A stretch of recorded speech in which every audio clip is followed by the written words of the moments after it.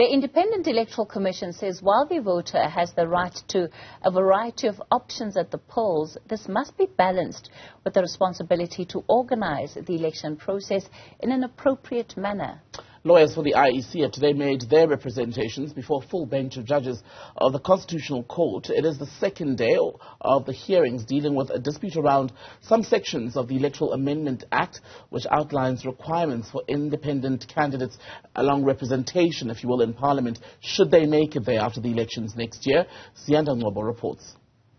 The Electoral Amendment Act in its current form stipulates that in order for independent candidates and newly formed political parties to contest elections, they need to gain 15% of the number of votes required for a seat in Parliament in supporters' signatures.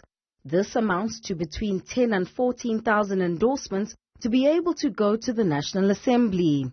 On Wednesday, the justices continue to probe Parliament's lawyers about why there's all of a sudden a drastic jump from the previous requirement of only 1,000 signatures.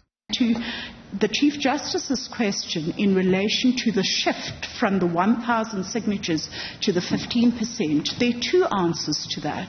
The first is the 1,000 signatures served a different purpose, and therefore it cannot be used as the basis on which to measure the reasonableness or otherwise of the contestation requirement. But the second is the evidence that the IEC itself gives at page 523, paragraph 27, where they say even when increased to 1,000 signatures, it didn't actually serve as an indicator of voter support. The IEC, which has neither opposed or backed any of the motions, has explained its responsibilities as an implementing agency to ensure the effective management of elections. This includes managing the length of the ballot whilst balancing this against reasonable proof that a candidate or a new political party has sufficient support to contest at the polls.